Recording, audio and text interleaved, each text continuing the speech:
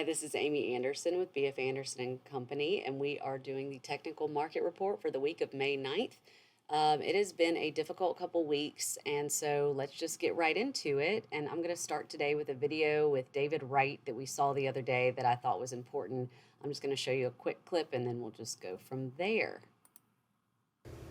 So why not buy the dip? Because you're going to lose money. I believe the market's going to go at least 50% below its peak. As again, we've seen twice this century, there will be some really impressive rallies. And if you're a good trader and you have excellent discipline, we use stops on everything we hold, and stops are clearly the best way to limit your downside. Then go ahead. But I don't think most households are going to be that disciplined. They're going to be scared at the right time to buy, and they're going to be complacent again, perhaps, or confident that the bear market is over at the wrong time. In these bear market rallies, we're going to see some multi-month rallies that are very impressive, but very few.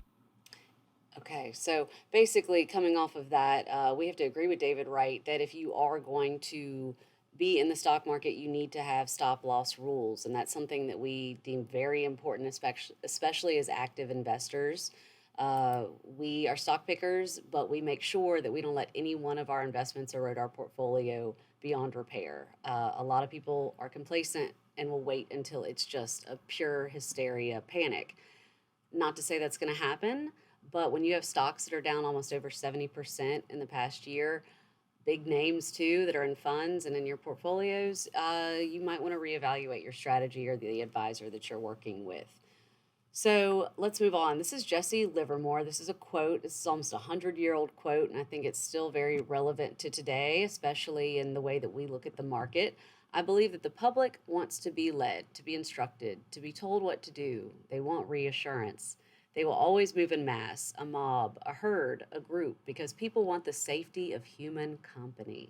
They are afraid to stand alone because they want to be safely included within the herd, not to be the lone calf standing on the desolate, dangerous, wolf-patrolled prairie of contrary opinion.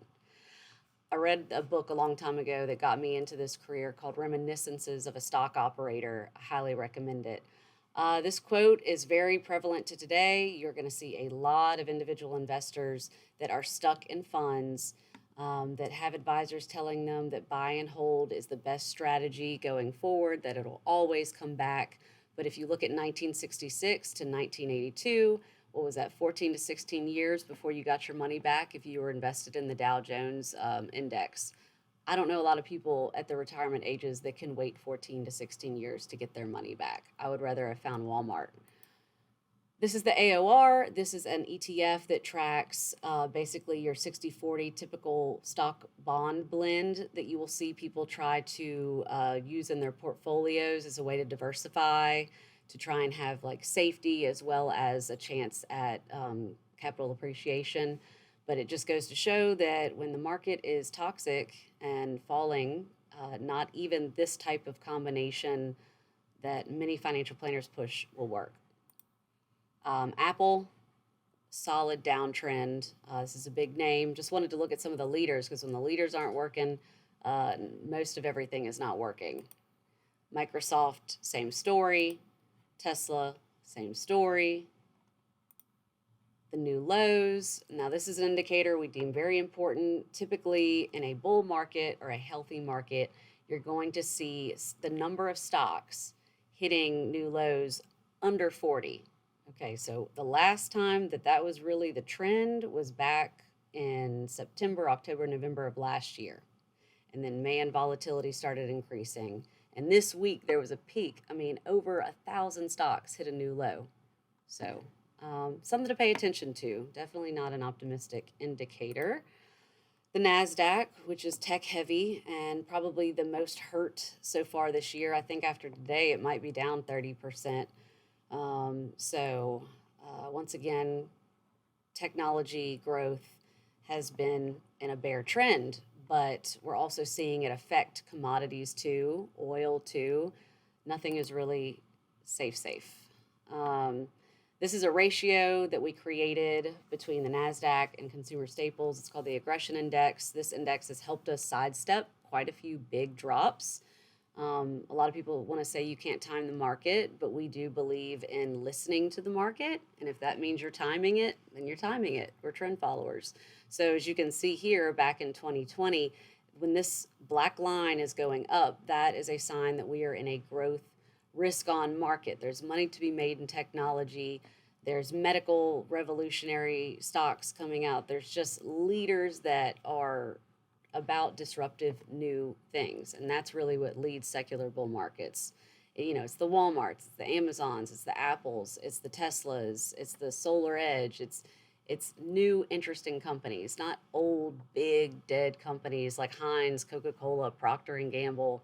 But as you can see here, Procter and Gamble is what is making the money this year.